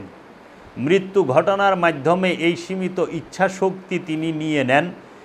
এখন কথা হলো, 10 দিনের জন্য দুনিয়া ত্যাগ করার চেষ্টা করতে গেলে দিন মজুরের উপর নির্ভরশীল সন্তানদের ভয়ঙ্কর কষ্টের কারণ হতে পারে। আবার পক্ষান্তরে কুরবানি করা অবশ্যই পালনীয়। একই রকম কথা, পার্থিব সম্পদের সমান বন্টন ব্যবস্থা হলে তথা সাম্যবাদ প্রতিষ্ঠিত হলে গরিবের কুরবানি না করার প্রশ্নই ওঠাই অবান্তর। সুতরাং অবশ্যই পালনীয় আদেশ যাতে বিশ্ব সংসারে ঠিক থাকে, তারই জন্য বহুবার বহু রকমের মানবকে সাম্য প্রতিষ্ঠা করতে আবেদন জানিয়েছেন এবং সাম্যবাদ প্রতিষ্ঠার তরে যারা যারা বাধা প্রদান করতে চাইবে তাদের অসৎকার্য করছে বলে অত্যাচারী বলেছেন। মানবের মানবতার সম্বলটুকু ছিনিয়ে নিতে যারা চায় তারা তো অসৎকার্য করার প্রধান উপদেষ্টা, তারা তো জঘন্য অত্যাচারী, মানুষ খুন করার উগ্র আর্সেনিক। মানবতাকে একেবারে খুন না করে এই অসৎকার্য করার প্রধান উপদেষ্টাগণ মানবতা খুন করার অসহায় করুণ অবস্থা মানব সমাজে তৈরি করে রাখে। তাই এই সব অত্যাচারীর দলকে সমূলে উৎপাটন করার আদেশ দান করা হয়েছে, কারণ এরা মানবরূপী কালসাপ জাতকে উঠে। কালসাপকে রাখতে নেই, সুযোগ পেলেই এরা ফনা তুলে ছোবল মেরে বসে। তাই রাসূল সাল্লাল্লাহু আলাইহি ওয়াসাল্লাম বলেছেন, যেখানে যে অবস্থায় পাও তরবারির আঘাত করো। রাসূল সাল্লাল্লাহু আলাইহি ওয়াসাল্লাম বলেছেন, শেষকালে এমন লোক আসবে যাদের বাণী নবীদের মতো হবে এবং তাদের কাজ বাঘের মতো হিংস্র হবে। রাসূল সাল্লাল্লাহু আলাইহি ওয়াসাল্লাম বলেছেন, যখন পৃথিবীতে কোনো পাপ কাজ করা হয়, যে তা দেখে নাই কিন্তু তা শুনে খুশি থাকে, সে ওই ব্যক্তির মতোই যে তা দেখেছেন। মিনাতে পশু কুরবানি করতে হয়। এই পশু কুরবানি দিয়ে বুঝিয়ে দেওয়া হচ্ছে যে অন্তরের ভেতর লুকিয়ে থাকা খান্নাসরূপী শয়তান নামক পশুটিকে কুরবানি করতে শেখো। রাসূল সাল্লাল্লাহু আলাইহি ওয়াসাল্লাম বলেছেন, যদি কোনো সম্প্রদায়ের কোনো লোক পাপ করতে থাকে এবং ক্ষমতা থাকা সত্ত্বেও তারা তাকে পাপ কাজ হতে নিবারণ না করে, আল্লাহ তাদের মৃত্যুর আগেই তাদের সকলকে তার জন্য শাস্তি দেবেন। রাসূল সাল্লাল্লাহু আলাইহি ওয়াসাল্লাম বলেছেন, নিশ্চয়ই আল্লাহ ব্যক্তি বিশেষ পাপের জন্য জনসাধারণকে শাস্তি দেন না, কিন্তু যখন তারা তাদের চোখের সামনে অন্যায় কাজ হতে দেখে এবং তাদের ক্ষমতা থাকা সত্ত্বেও তারা তা নিবারণ না করে, তখন আল্লাহ ব্যক্তি বিশেষকে ও জনসাধারণকে শাস্তি দেন। রাসূল সাল্লাল্লাহু আলাইহি ওয়াসাল্লাম বলেছেন, জিবরাইল বললেন, আপনার উম্মতের মাঝে এরা এমন উপদেশ দানকারী যারা যা বলতো তা করতো না এবং সত্যকে চাপা দিয়ে কোরআনের আয়াত পাঠ করে শোনাতো। রাসূল সাল্লাল্লাহু আলাইহি ওয়াসাল্লাম বলেছেন, আল্লাহ হতে সর্বাপেক্ষা অধিক দূরবর্তী হচ্ছে কঠিন হৃদয়। আল্লাহ হইতে সর্বাপেক্ষা অধিক দূরবর্তী হচ্ছে কঠিন হৃদয়। রাসূল সাল্লাল্লাহু আলাইহি ওয়াসাল্লাম বলছেন, যে অত্যাচার করে অর্ধ হাত ভূমি গ্রহণ করে বিচার দিবসের দিন তাকে সত্যবক জমিনের নিচে নিক্ষেপ করা। অনুষ্ঠানটি হলো মূল দর্শনের লক্ষ্যে। যখন অনুষ্ঠান তার উদ্দেশ্য হারিয়ে ফেলে তখন তার মূল্যটি হালকা হয়ে পড়ে। একবার বিজ্ঞানী আইনস্টাইনের কাছে এক যুবক এসে আপেক্ষিক তত্ত্বের রহস্য জানতে চাইলে যুবকটির বিদ্যার দৌড় কম থাকাতে তিনি বললেন, দেখো বাবা, জ্বলন্ত চুলার সামনে 1 মিনিট থাকলে মনে হবে অনেকক্ষণ বসে আছো। আবার তোমার প্রেমিকার কাছে 1 ঘন্টা বসে মধুর আলাপ করলে মনে হবে 1 মিনিট বসে আছো। এটাই হলো আপেক্ষিক তত্ত্ব। তাই আবার বলছি, কুরবানির মূল দর্শনে গৃহপালিত হালাল পশুটিও নেই এবং লৌহখণ্ড দিয়ে বানানো তরবারিটিও নেই।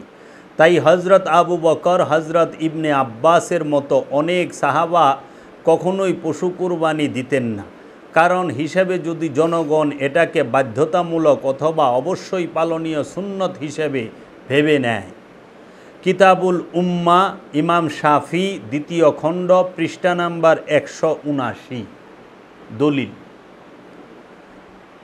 কোনো সাহাবা নিজে পশু কুরবানি না দিয়ে পশু কেনার টাকা গরিব ও অভাবী মুসলমানদের মধ্যে বিলিয়ে দিতেন। এদের মধ্যে অন্যতম ছিলেন হজরত বেলাল রাদিয়াল্লাহু তাআলা আনহু। তিনি একটি মুরগি জবাই করতেন। প্রশ্ন করাতে তিনি বললেন যে পশু কুরবানি করার চেয়ে ওই পশু কেনার টাকা গরিবদের বিলিয়ে দিতে পছন্দ করতেন। হজরত বেলালের এই বিষয়টিকে পূর্ণ সমর্থন দিয়েছেন হজরত সাঈদ বিন সুমাইয়া, ইমাম আতা, হজরত হাসান, হজরত ইমাম তাউস, হজরত জাবির বিন সাঈদ, ইমামুল কামা, ইমাম আহমদ বিন হাম্বল, ইমাম আবু সুলাইমান, জনাব সাদুল্লাহ ইসলাম গবেষক। অনেকে দৃষ্টিভঙ্গির দর্শনে পশু কোরবানি করাটাকে এড়িয়ে যেতে চান, কিন্তু একটি বিমূর্ত সত্য বোঝাতে গেলে মূর্ত অনুষ্ঠানের প্রয়োজন। মূর্ত অনুষ্ঠান ও বিমূর্ত সত্য দুটিকেই মেনে নিতে হয়। অনেকে মূর্তকে মেনে নিয়ে বিমূর্তকে মানতে চায় না, আবার অনেকে বিমূর্তকে মেনে নিয়ে মূর্তকে মানতে চায় না। ধারণাটিকে অস্বীকার করলে ধ্যান থাকে না। মূর্তের অবস্থান না থাকলে ধারণা করা যায় না। তাই হাদিসে আছে, সালাত আদায় করার সময় মনে করবে আল্লাহকে দেখছ। তাই মাওলা আলী বলেছেন যে তিনি অদেখা আল্লাহর ইবাদত করেননি। তাই কোরআন 4 মাস পৃথিবীর মধ্যে ভ্রমণ করার উপদেশ দিচ্ছে। এই ভ্রমণের মূল দর্শন দেহের ভেতর ভ্রমণ করো এবং ভ্রমণটি বিমূর্ত। আবার পৃথিবীর বিভিন্ন স্থানে 4 মাস ভ্রমণ। তাই কাজী নজরুল ইসলাম বলেছেন, মনের পশুকে করো জবাই, পশুরাও বাঁচে সবাই। আমাদের সমাজে আমরা দেখতে পাই যে আমাদের শ্রদ্ধেয় আলেম সমাজ, আলেম ওলামাগণ, মুফতি মাওলানাগণ, তারা সুন্দর ভাষায় সুন্দরভাবে আলোচনা করে থাকেন এবাদত সম্পর্কে। প্রতিটা মুসলমান ইমানদারের আমানুর জন্য 5টি ইবাদত আল্লাহ ফরজ করেছেন। এটা সার্বজনীন, সবার জন্য ফরজ, সবার জন্য। সেটি কি? আমানুর জন্য, বিশ্বাসীর জন্য 5টি ইবাদত ফরজ: সালাত, যাকাত, সিয়াম, হজ, কুরবানি।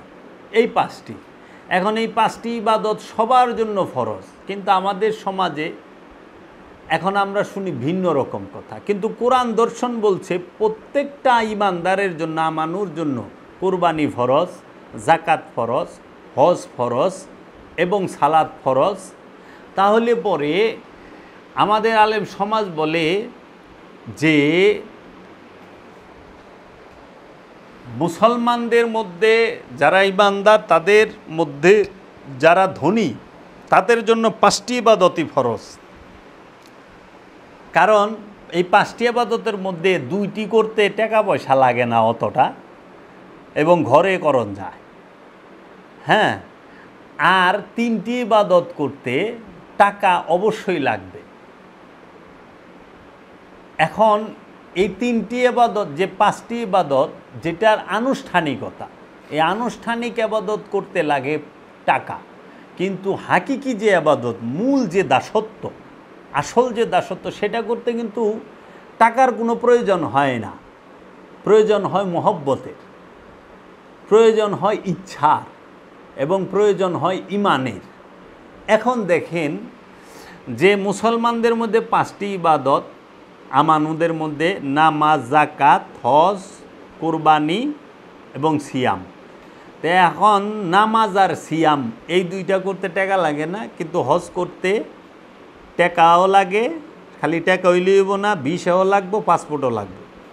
টাকাও লাগবো, পাসপোর্টও লাগবো, ভিসাও লাগবো। পাসপোর্ট ভিসা ছাড়া আপনি হজ করতে পারবেন না। আবার হজ আপনি বাড়িতে হবে না, হজ করতে অন্য একটা দেশে যাইতে হবে আপনার দেশ থেকে। তাহলে পর আপনি দেখেন তো ভিসা আবাদত করতে গেলেও ভিসাও লাগতেছে, পাসপোর্টও লাগতেছে। পাসপোর্ট ভিসা ছাড়া আবাদত হচ্ছে না। তো যার পাসপোর্ট নাই তা ভিসা পাইব না, আর ভিসা পাসপোর্ট যার নাই এই আবাদত করা পারবো না। আচ্ছা, যদি মালের জাকাত বলেন, যদি ওইটা জাকাত না, এটা হচ্ছে সাদকা। সম্পদের কখনোই জাকাত হয় না, জাকাত হয় নফসের। নফসের জাকাত হচ্ছে আমিত্ব, আর সম্পদের জাকাত হচ্ছে টাকা। স্বর্ণের জাকাত হচ্ছে টাকা, সম্পদের জাকাত। তো এই যে অর্থের যে জাকাত সাদকা, সেটা ধনী না হইলে আপনি দিবেন কোত্থেকে? আর কোরআন তো আত্মবিরুদ্ধের কথা বলতে পারে না, কারণ কোরআন বলছে সম্পদ জমা করাই হারাম। যাহারা সম্পদ জমা করে তাদেরকে হোতামা নামক জাহান্নামে নিক্ষেপ করা হবে আল্লাহর রোশানলে। যেখানে সম্পদ জমা করাই ইসলামে হারাম, সেইখানে মালের জাকাত হয় কিভাবে? টাকার জাকাত হয় কিভাবে? ওটা তো সাদকা। কারণ সম্পদ তো যে মুসলমান, যে ইমানদার, যে আল্লাহ রসুলকে মানে, যে আল্লাহকে মানে, সে তো সম্পদই জমা করবে না। যে জান্নাতে যাইতে চায়, রবের দিদার চায়, সে সম্পদ জমাই করতে পারবে না। নিষেধ তো, হারাম তো, নিষিদ্ধ সম্পদ জমা করা। তো যার সম্পদ নাই সে এই মালের জাকাত 2.5% দিব কর্তিকা। তাহলে এই দিকে যে কথাটা বলতেছে কন্ট্রাডিকশন হয়ে যায়, তার তো বিরোধ হয়ে যায়। তো একদিকে আল্লাহ কইতেছে সম্পদ জমা করা হারাম, আরেকদিকে আল্লাহ কি কইতে পারে তুমি সম্পদের জাকাত দাও, মালের জাকাত দাও? কখনোই না। জাকাত হয় নফসের।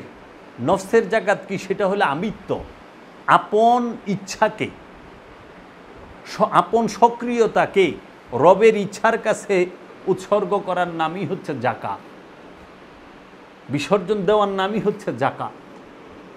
তাহলে পরে আপনি দেখেন এখন আমাদের আলেম সমাজরা এরা মালের জাকাত বাইর করে, অথচ কোরআন বলছে এটা সাদকা। সাদকার জাকাত এক না। তাহলে এই জাকাত কি করবেন? আল্লাহ বলছে সাদকা দাও 6 জায়গায়, সূরা বাকারার 177 নম্বর আয়াতে বলে দিছে। আর জাকাত দিতে হয় আল্লাহর রসুলকে আর আল্লাহকে। জাকাত কখনোই মানুষকে দেওয়া যায় না। আপনি জাকাত দিবেন হচ্ছে আল্লাহর রসুলকে। সেইটা কিসের জাকাত? নফসের জাকাত। নফসের জাকাত দিবেন আল্লাহর রসুল এবং আল্লাহর কাছে, যে আল্লাহ আমার ইচ্ছাকে তোমার ইচ্ছার কাছে উৎসর্গ করলাম, হে আমার রসুল আমার ইচ্ছাকে আপনার ইচ্ছার কাছে উৎসর্গ করলাম। এইটা হইল জাকাত। আর মাল দিবেন 6 জায়গায়, সূরা বাকারার 177 নম্বর আয়াতে বলে দিছে সাদকা দিবেন 6 জায়গায়। এখন সাদকারে জাকাত বানায় দিছে মৌলবীরা। কি করবেন? দর্শনই চেঞ্জ করে দিছে। এখন জাকাত দিতেও টাকা লাগবো, কুরবানি করতেও টাকা লাগবো। টাকা ছাড়া জাকাতও দেওয়া যাবে না, কুরবানিও দেওয়া যাবে না, হজও করানো যাবে না। তার মানে বড় লোক 5টা করবো আর গরিবেরা 2টা করবো, যাগো টাকা পয়সা নাই। তখন আবার হেরা একটা সুন্দর কথা কয়ে দিল যে আপনি 2টা করলেই 3টার সোয়াব পাওয়া যাবেন। আল্লাহ সোয়াবের বেলায় বরাবর করব। তো এখন কথা হইলে এইটা কোরআনে কোন জায়গায় আছে যে আল্লাহ সমান সোয়াব দিব? আল্লাহ কইতেছে সার্বজনীনভাবে, ইয়া আইয়ুহাল্লাযিনা আমানু আকিমুস সালাত ওয়া আতুজ যাকাত। হে ঈমানদার, যে ঈমানদার সে সালাতও করো, যাকাতও দাও। তাহলে একটা গরিব মানুষ সে কি ঈমানদার হইতে পারে না? সে কি ঈমানদার নয়? আমানু নয়? তো গরিবে যদি আমানু হয় তাহলে আমানুর লেগে তো জাকাত ফরজ। আল্লাহ কইতেছে ইয়া আইয়ুহাল্লাযিনা আমানু, হে আমানু হজ করো, হজ পালন করো। হজ করতে বলতাছে। তাহলে সেই হজটা কি? সে হজ তো করতে বলতেছে আল্লাহ, কাকে? আমানুকে। আর এইখানে এরা বড় লোকরে হজে লয়ে যে বলিছে, বড় লোক আমানু। কিন্তু আপনি দেখেন হাকিকি হজ করতে কোনো অর্থের প্রয়োজন নাই। হাকিকি হজ কি? যে আপন হৃদয় কাবার মধ্যে, আপন রসুলের ধ্যানের মাধ্যমে আপন হৃদয় কাবার মধ্যে যে মূর্তিগুলো আছে সেই মূর্তিগুলোকে একটা একটা করে ভেঙে ফেলে সেই হৃদয় কাবার মধ্যে রবের দিদার লাভ করা। ওই রবের দিদার লাভ করতে গেলে আপন মুর্শিদকে, আপন ওলিয়ে কামেলকে, আপন রসুলকে সর্বক্ষণ দায়মি সালাতের মাধ্যমে নিরিকে মুর্শেদ, বারজাকে মুর্শেদ, তাসাব্বুরে মুর্শেদ, ধ্যানে মুর্শেদ, কেলে মুর্শেদ, হুশে মুর্শেদ থাকতে হবে। তখন যায়া সে হজ করতে পারবে। আর এই হজ করতে কোনো টাকা লাগে না। হাকিকি হজ, হৃদয়ের মূর্তি ভাঙতে টাকা লাগে না, লাগে মোহব্বত। কার মোহব্বত? রসুলের এবং রবের। লাগে দায়েমি সালাত। দায়েমি সালাতের মাধ্যমে এই হৃদয় কাবার মধ্যে, দিল কাবার মধ্যে, কলবের মধ্যে যে লোভ, হিংসা, কামনা, বাসনা নামক মূর্তিগুলো আছে সেগুলোকে ভেঙে ওই কাবা ঘরকে পবিত্র করে সেই কাবা ঘরের মধ্যে আল্লাহ রব্বুল আলামিনকে সেই কাবার মধ্যে জাগ্রত এবং প্রকাশিত করার পরিবেশ তৈরি করতে হয়। এর জন্য সূরা বাকারার মধ্যে আল্লাহ বইলা থুইছেন যে কি, ওয়াল্লাহু মুহিতুন বিল কাফিরিন। আল্লাহ কাফেরদের দ্বারা ঢাকিয়ে আছেন। কাফেরেরা আল্লাহরে ঢাইকা রাখে। কেন? কাফেরেরা মূর্তি পূজা করে, আল্লাহর পূজা, রসুলের পূজা করে না। এর জন্য কাফেরের অন্তরের মধ্যে আল্লাহ ঢাইকা থাকে। যখন এই কাফেরেরা মূর্তি পূজা বাদ দেয়, মূর্তিগুলাকে ভেঙে ফেলে, লোভ, লালসা, কাম, ক্রোধ, হিংসা, অহংকার, এই মহাশক্তিধর মূর্তিগুলোকে ভাঙলেই তখন ওই হৃদয়ের মধ্যে রব্বুল আলামিনের নূর এবং তাজাল্লি তারা দেখতে পায়। এখন বিষয় হইল যে আপনি কুরবানি করতেও বড় লোক ছাড়া কুরবানি করা পারবো না। পশু কুরবানি দিতে গেলে টাকা লাগবো, কিন্তু আমিত্ব কুরবানি দিতে টাকা লাগে? টাকা লাগে না। আমিত্ব কুরবানি দিতে গেলে লাগে আল্লাহর রসুলের মহব্বত এবং দায়েমি ধ্যান খেয়াল করতে হয়। এর জন্য হাকিকি কুরবানিতে কোনো অর্থের প্রয়োজন নাই, হাকিকি হজেও অর্থের প্রয়োজন নাই, হাকিকি জাকাতে অর্থের প্রয়োজন নাই, হাকিকি দায়েমি সালাতে অর্থের প্রয়োজন নাই এবং দায়েমি সিয়ামে অর্থের প্রয়োজন নাই। আল্লাহর যতটি ইবাদত আছে এই ইবাদতের সাথে অর্থ সম্পদের কোনো প্রকার সম্পর্ক নাই। শুধু একটা সম্পর্ক আছে, সেটা হলো আল্লাহ এবং আল্লাহর রসুলের মহব্বতের সম্পর্ক। এজন্য আল্লাহ বলছে কুনু মা'আস সাদিকিন, তোমরা সত্যবাদীদের সঙ্গী হও। আল্লাহ বলছেন যে তোমরা আমার রসুলকে ভালোবাসো, আমার রসুলকে অনুসরণ করো, আমার রসুলের কথা মতো কাজ করো। আমাকে দেখতে চাও, আমার রসুলকে দেখে নাও। তো এই যে বিষয়গুলো এখন আমাদের সমাজে এক শ্রেণীর আলেম, তাহারা কি করে, শুধু আনুষ্ঠানিকতাই তারা খুব জোর দিয়া বলেন, আনুষ্ঠানিকতার কথাগুলো। তারা ওয়াক্তি নামাজের কথা বলবে, দায়েমি নামাজের কথা ভুলেও বলবে না। এই দায়েমি সালাতের কথা গোপন করব। মৌলবী ওয়াক্তি নামাজের কথা কইব, কিন্তু দায়েমি সালাতের কথা কইব না। কেন? এই কারণে বলবে না, কারণ ওয়াক্তি নামাজ পড়তে মৌলবী সাহেব লাগে, ওয়াক্তি নামাজ পড়তে একজন মুয়াজ্জিন লাগে, আজান দেওয়ান লাগে। ওয়াক্তি নামাজের সাথে ইমাম সাহেবের, মৌলবী সাহেব অনেক প্রকার স্বার্থ এবং অর্থ জড়িত আছে। একটা মসজিদ বানাইলো, একটা মাদ্রাসা বানাইলো, কোরআনে হাফেজ বানাইলো, এইভাবে তাদের অনেক রকম স্বার্থ। আমি ভিডিও বড় হবে এর জন্য সংক্ষেপে বলতাছি। এই স্বার্থ জড়িত, যেটা দায়েমি সালাতের সাথে নাই। দায়েমি সালাতে মৌলবীও লাগে না, মুয়াজ্জিনও লাগে না। দায়েমি সালাতে লাগে ওলিয়ে কামেল, আল্লাহর রসুল। ওলিয়ে কামেল ছাড়া দায়েমি সালাত করা যায় না। এর জন্য আচ্ছা, তারা হাকিকি জাকাত, যেটা আমিত্বের জাকাত, সেটার কথা বলে না, কিন্তু মেজাজি যে সাদকা জাকাত, মালের জাকাত, টেকার জাকাত, সম্পদের জাকাত, সেই সম্পদের জাকাতের কথা বলে। কেন বলে? দেখবেন আপনারা রোজার মাসে বড়াই বাইতে বাইতে, আমাকে বাইতে মাদ্রাসার পোলাবানরা চিঠি লয়ে আহে, অমুক মাদ্রাসার, অমুক ইয়ের, অমুক জায়গার। কেন? কারণ এই মেজাজি মালের জাকাতের সাথে তাগো স্বার্থ জড়িত। এই জাকাতের টাকা তাগো কাছে গেলে তাগো ইনকাম হয়, এর লেগে এরা মাইক লাগায়া জাকাতের ফজিলত সৎকার ফজিলত কয় খালি। কিন্তু আমিত্বের জাকাত, নফসের যে জাকাত, নফসের জাকাত আমিত্ব, এই নফসের জাকাতের কথা কোনো মোল্লা মুন্সি জীবনও কইল না। অথচ এই নফসের জাকাত দেবার কথাটাই কোরআনে স্পষ্টভাবে আছে। এরাই তো কোরআনকে ঢাইকা রাখছে, কোরআনের সত্যবাণীকে এরা মিথ্যা দিয়া ঢাইকা রাখছে। এরা কইলে কিছু আছে মূর্খ, জীবনে কোরআন হাদিস পড়ে নাই, তারা উল্টাপাল্টা গালিগালাজ করে। বুঝতেই বই এগুলা ওই জাকাত পার্টির লুকি, এই সুদখুর ঘুষখুরের পোলাপানি, এই সম্পদ জমাকারী গো পোলাপানি। নইলে এই আলোচনায় তো জীবনে চোখ খুইলা যাইব, এই আলোচনায় তো কোনো দিন বাজে কথা আসবে না। আমি তো কোনো দিন ভোগের কথা বলি নাই, স্বার্থের কথা বলি নাই। আমি যদি বলি মানুষের নিঃস্বার্থের, মানুষ যেন মনুষ্যত্ব অর্জন করতে পারে, সেই কথাই বলেছি। আপনি দেখবেন যে কোনো মৌলবী হাকিকি কুরবানি মানে আমিত্বের কুরবানির কথা বলবে না, খালি গরু জবাইয়ের কথা কইব, পশু জবাইয়ের কথা কইব। কি রে, পশুর চামড়াটা মৌলবীর মাদ্রাসায় যাইব, মৌলবীর পকেটে যাইব চামড়ার টাকাটা। চামড়ার টাকা জব করলে জবের একটা কল্লার টাকা আছে, কিছু গুস্ত আছে। আবার ঈদ আইলে ঈদের নামাজ পড়াইলে কিছু এক্সট্রা উপরি টাকা পয়সাও পায়। এর জন্য স্বার্থের জন্য সে শুধু এই মেজাজি কুরবানি কথা দুমসে প্রচার করে। হাকিকি কুরবানি যে আমিত্বের কুরবানি, যে আমার মনের মধ্যে যে হিংস্র জানোয়ার পশু বৈশা রয়েছে আমার এই নফসের মধ্যেই, মন নামক স্থানে কলবের মধ্যে, সেই পশুকে কোরবানির কথা এরা মুটেও বলে না, গোপন করে। তাইলে এরা হাকিকি কুরবানির কথা কয় না, হাকিকি জাকাতের কথা কয় না, হাকিকি হজের কথা কয় না, শুধু সৌদি আরবের হজের কথা কয়। কেন?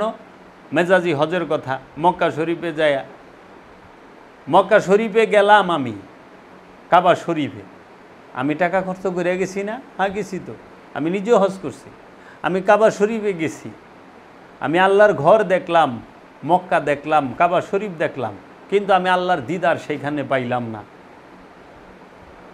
এটা তো আমার সবচেয়ে বড় দুঃখ।